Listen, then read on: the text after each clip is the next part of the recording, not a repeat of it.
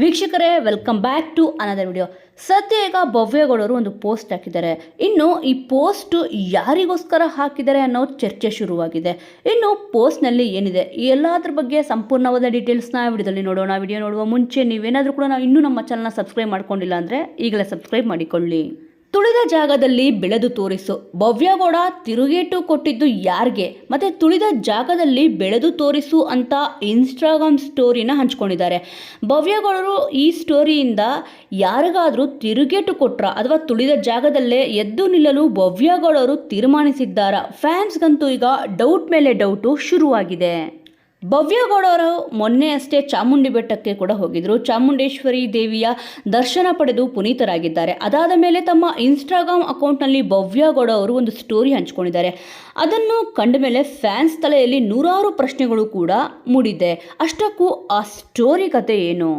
ಇನ್ನು ಭವ್ಯಗೌಡ ಅವರ ಇನ್ಸ್ಟಾಗ್ರಾಮ್ನಲ್ಲಿ ಹಂಚಿಕೊಂಡಿರೋ ಸ್ಟೋರಿಯಲ್ಲಿ ಈಗ ಮಣ್ಣಿನ ಮೇಲೆ ಶೂ ಗುರುತು ಇರುವ ಫೋಟೋವನ್ನು ಭವ್ಯಗೌಡರು ತಮ್ಮ ಇನ್ಸ್ಟಾಗ್ರಾಮ್ ಸ್ಟೋರಿಯಲ್ಲಿ ಹಂಚಿಕೊಂಡಿದ್ದು, ಆ ಫೋಟೋ ಶೂನಿಂದ ತುಳಿದ ಜಾಗದಲ್ಲೇ ಗಿಡ ಚಿಗುರಿಸುವುದು ಸ್ಪಷ್ಟವಾಗಿದೆ. ಇದರ ಜೊತೆಗೆ ತುಳಿದ ಜಾಗದಲ್ಲಿ ಬೆಳೆದು ತೋರಿಸು ಎಂದು ಸಹ ಬರೆಯಲಾಗಿದೆ.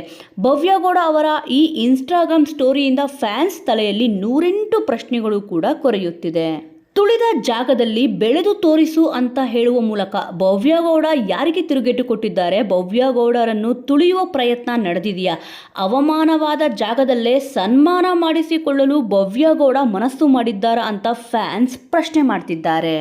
ಸದ್ಯ ಈಗ ಭವ್ಯಗೌಡ ಅವ್ರದ್ದು ಏನು ಕಾಂಟ್ರವರ್ಸಿ ಆಗಿದೆ, ಯಾಕೆ ಕಾಂಟ್ರವರ್ಸಿ ಆಗಿದೆ ಅಂತ ಎಲ್ರಿಗೂ ಕೂಡ ಗೊತ್ತಿರೋ ವಿಚಾರ. ಏನಕ್ಕೆ ತುಂಬ ಹೇಳಕ್ಕೆ ಹೋದರೆ ಪದೇ ಪದೇ ಅದೇ ರಿಪೀಟ್ ಆದಂಗೆ ಆಗುತ್ತೆ. ಇನ್ನು ಬಿಗ್ ಬಾಸ್ ಮುಗಿದ ಮೇಲೆ ಭವ್ಯಗೌಡ ಅವರು ಫಸ್ಟು ಈಗ ಕರ್ಣ ಧಾರಾವಾಹಿಯಲ್ಲಿ ಕಾಣಿಸ್ಕೊಂಡಿದ್ದಾರೆ. ಇನ್ನು ಇವರು ಫಸ್ಟು ಗೀತಾ ಸೀರಿಯಲ್ ಮೂಲಕ ಸ್ವಾಭಿಮಾನಿ ಗೀತಾ ಅಂತ ಇವರು ಖ್ಯಾತಿನ ಪಡ್ಕೊಂಡಿದ್ರು. ಅದಾಗಿದ ತಕ್ಷಣವೇ ಈಗ ಗೀತಾ ಸೀರಿಯಲ್ ಎಂಡ್ ಆಗಿದ ತಕ್ಷಣ ಬಿಗ್ ಬಾಸ್ ಕನ್ನಡ ಸೀಸನ್ 11ರಲ್ಲಿ ಇವರು ಕಾಣಿಸ್ಕೊಂಡ್ರು. ಸ್ವಲ್ಪ ಇವರು ಬಿಗ್ ಬಾಸ್ ಮನೆಯೊಳಗಡೆ ಇರಬೇಕಾದ್ರೆ ಸ್ವಲ್ಪ ನೆಗೆಟಿವ್ ಬಂತು ಇವ್ರ ಮೇಲೆ. ಆನಂತರ ಇಲ್ಲಿ ಬಿಗ್ ಬಾಸಿಂದ ಈಚೆ ಬಂದ ಮೇಲೆ ಬಾಯ್ಸ್ ವರ್ಸಸ್ ಗರ್ಲ್ಸ್ ರಿಯಾಲಿಟಿ ಶೋಗೆ ಆಯ್ಕೆಯಾಗಿದ್ರು. ಆದರೆ ಅವ್ರಿಗೆ ಹೆಲ್ತ್ ಸರಿ ಇಲ್ಲ ಅನ್ನೋ ರೀಸನ್ ಕೊಟ್ಬಿಟ್ಟು ಆ ಒಂದು ಶೋನಲ್ಲಿ ಭವ್ಯಗೌಡ ಅವರು ಕಾಣಿಸ್ಕೊಳ್ಳಿಲ್ಲ. ಆದರೆ ಅಲ್ಲಿ ಭವ್ಯಗೌಡ ಅವರು ಕರ್ಣ ಧಾರಾವಾಹಿಯಲ್ಲಿ ಕಾಣಿಸ್ಕೊಂಡ್ರು. ಆಲ್ಮೋಸ್ಟ್ ನಿಮಗೆ ಗೊತ್ತು, ಈಗ boys versus girls reality show ಹೆಚ್ಚಿಗೆ ದಿನ ನಡೆಯಲಿಲ್ಲ ಮತ್ತು ಹೆಚ್ಚು TRP ಕೂಡ ಬರಲಿಲ್ಲ. ಬಟ್ ಕಲರ್ಸ್ ಕನ್ನಡಗೆ ಈ ನಡುವೆ ಇಲ್ಲಿ TRP ಕಡಿಮೆ ಬಂದಿದೆ ಅಂತ ಕೆಲವೊಬ್ಬರು ಮಾತುಕತೆ ಮಾಡ್ತಾ ಇದ್ದಾರೆ. ಬಟ್ ಎಷ್ಟು ನಿಜಾನೋ ಸುಳ್ಳೋ ಗೊತ್ತಿಲ್ಲ. ಬಟ್ ಈಗ ಕ್ವಾಟ್ಲೆ ಕಿಚನ್ ಕೂಡ ಇಲ್ಲಿ ಸ್ಟಾರ್ಟ್ ಆಗಿದೆ. ಮತ್ತು ಇಲ್ಲಿ ಈ ಒಂದು ಕಾರ್ಯಕ್ರಮದಲ್ಲಿ ಭವ್ಯಗೌಡ ಅವರು ಕಾಣಿಸ್ಕೊಳ್ಬೋದಾ ಅಂತಂದ್ಬಿಟ್ಟು ಇಲ್ಲಿ ಕೆಲವೊಬ್ಬರು ಮಾತುಕತೆ ಮಾಡ್ತಿದ್ದಾರೆ. ಆದರೆ ಇಲ್ಲಿ ಪ್ರತಿಸ್ಪರ್ಧಿ ಚಾನಲ್ ಅಂತ ಅಂದರೆ ನಿಮ್ಗೆ ಗೊತ್ತು, ಇಲ್ಲಿ ಕಲರ್ಸ್ ಕನ್ನಡ ಸ್ಟೇ ಆರ್ಡರ್ ತಂದಿದ್ರು.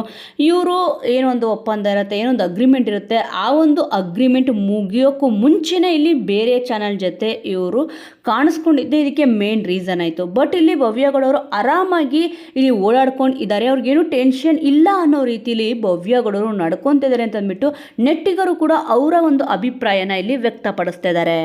ಇನ್ನಿಲ್ಲಿ ತುಳಿದ ಜಾಗದಲ್ಲಿ ಬೆಳೆದು ತೋರಿಸುವಂಥ ಭವ್ಯಗೌಡ ಅವರು ತಿರುಗೇಟು ಕೊಟ್ಟಿದ್ರೆ, ಈಗ ಯಾವ ಜಾಗದಲ್ಲಿ ತುಳಿದಿರ್ತಾರೆ ಅದೇ ಜಾಗದಲ್ಲಿ ಬೆಳೆದು ತೋರಿಸ್ಬೇಕು ಅಂದರೆ ಮತ್ತೆ ಅವರು ಕಲರ್ಸ್ ಕನ್ನಡಗೆ ವಾಪಸ್ ಬರ್ತಾ ಇದ್ದಾರಾ ಅಂತ ಕೂಡ ಇಲ್ಲಿ ಪ್ರಶ್ನೆ ಮೂಡುತ್ತೆ. ಇಲ್ಲ ಅಂತಂದರೆ ಇಲ್ಲಿ ಬೆಳೆದಿರೋದು ಅದೇ ಚಾನಲ್ನಿಂದ ಆದರೂ ಕೂಡ ನಾನು ಬೇರೆ ಚಾನಲಲ್ಲಿ ಮತ್ತೆ ಹೆಸರು ಮಾಡಿ ತೋರಿಸ್ತೀನಿ ಅಂತಂದ್ಬಿಟ್ಟು ಕೂಡ ಇಲ್ಲಿ ಹೇಳಿದಾರಾ ಅನ್ನೋ ಪ್ರಶ್ನೆ ಕೂಡ ಇಲ್ಲಿ ಮೂಡುತ್ತೆ. ಆದರೆ ಇಲ್ಲಿ ಈ ಒಂದು ಸ್ಟೋರಿನ ಯಾಕೆ ಹಾಕಿದ್ದಾರೆ ಅಂತಂದ್ಬಿಟ್ಟು ನಿಜವಾಗ್ಲೂ ಕೂಡ ಭವ್ಯಗೌಡ ಅವ್ರನ್ನೇ ಕೇಳಬೇಕಾಗುತ್ತೆ.